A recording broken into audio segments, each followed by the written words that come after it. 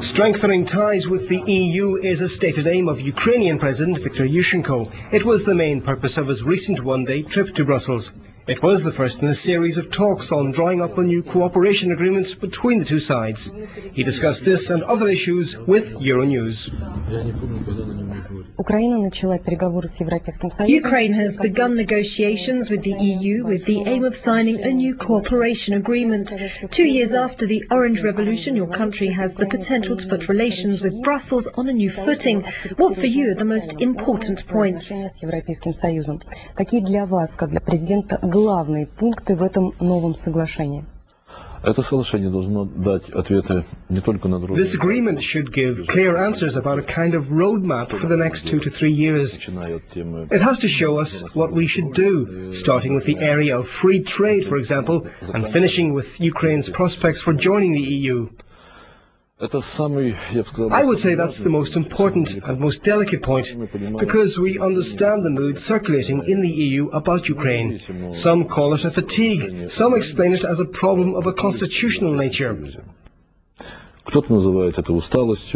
Ukraine has heavy responsibility in the European market. We would like to talk about the association of energy systems, and we want Ukraine to be inside those European energy systems. Kiev considers this new agreement with Brussels as a step on the way to a politico-economic association of Ukraine and the European Union. But the EU has given you a clear signal: no expansion in the near future. Is Ukraine prepared to wait, and for how long? We have to say never. Ukraine is not an Asiatic country. It's a European country, and, by the way, the geographical center of Europe is in Ukraine. The EU is interested in Ukraine as a stable partner, primarily as an energy partner, but any guarantees that you give to Brussels could affect your relations with Moscow. How are you developing contacts with Russia after last year's gas conflict?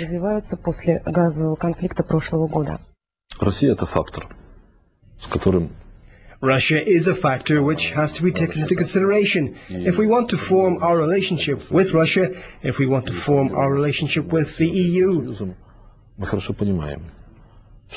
we understand very well that our way into the EU lies through good relations with Russia.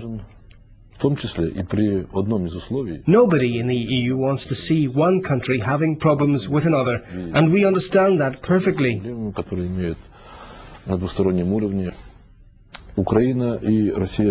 Ukraine and Russia today have a new model of relations, where principles of equality are present, as well as equality of partnership and interest.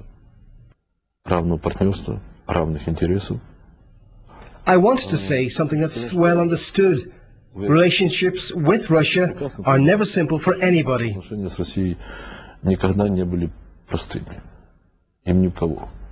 Желание Соединенных Штатов разместить систему ПРО на территории Восточной Европы вызвало ряд вопросов в Евросоюзе. America's intention to place its anti-ballistic missile defense system in Eastern Europe has raised questions in the European Union. It's also drawn a very forceful reaction from Russia, which is strongly opposed to the idea. What's Kiev's position on this? Американской системы ПРО на территории Восточной Европы. Для того, чтобы ясно говорить по этому вопросу, надо исходить. In order to be clear, it's necessary to start with the national interest of Ukraine. Есть две плоскости. There are two elements to consider in this question. First of all, it touches on bilateral American-Russian relations, which I would not wish to comment on now. Комментировать. Это вопрос двух стран. Есть вопросы. There are as well matters of a European character. I would say a collective character. The development of any defensive model in any region of the world, including Europe, reinforces the basis for peace. В любом регионе мира, включая Европу, усиливает основы мира. Если каждая территория. If every territory, every state is better protected, if it has its own security facilities, I underline defensive ones, the interests of peaceful coexistence can only win out. We're talking about placing components of a defensive nature which will serve the interests of not only Poland and the Czech Republic, but all Europe. Говорим о размещении компонентов оборонного характера. The development of the collective model is always better than the development of the bipolar system of confrontation. Развитие коллективной модели всегда лучше, нежели развитие биполярных систем противостояния.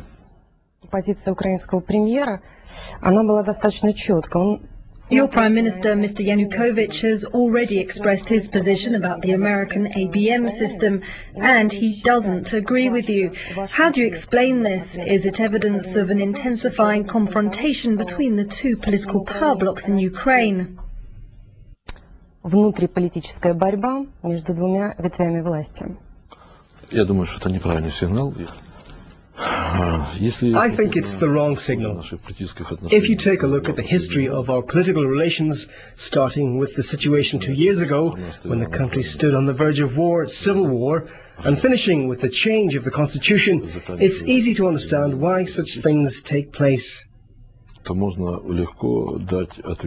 my main message is that Europeans must be sure that not a single democratic gain of the Orange Revolution will be relinquished. It will not be ruined. But the transition Ukraine is going through needs to be understood and respected. Не будет сдано, не будет загублено. Но процесс, который проходит Украина, его надо уважать.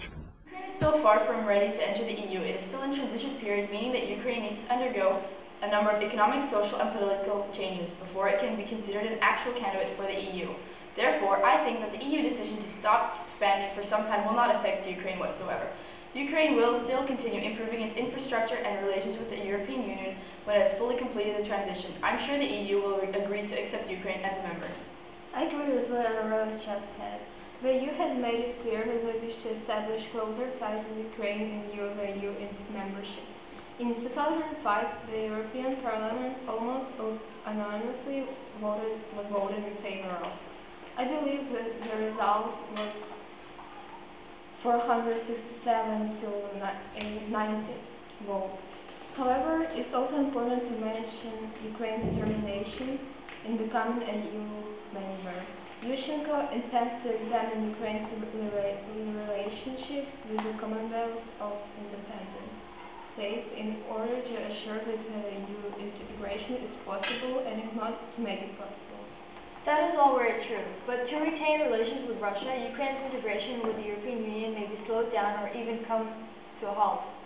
The EU's refusal to expand anytime soon will therefore either allow for the EU-Ukraine-Russia relations to unravel slowly or lead to an ultimatum. Well, I would like to just comment on something else said before. It's true that in 2005 the European Parliament voted in favor of improving ties. However, the main variables in the equation are gas and fossil fuels. Those are very valuable resources that the EU needs, which also propels them to create closer ties with Ukraine. But in the past couple of years, it's been noted that the EU's disappointment and how slowly change is occurring, and more countries now oppose Ukraine becoming an EU member. The vote from almost 5 years ago means nothing anymore. Only time can tell how things will unravel.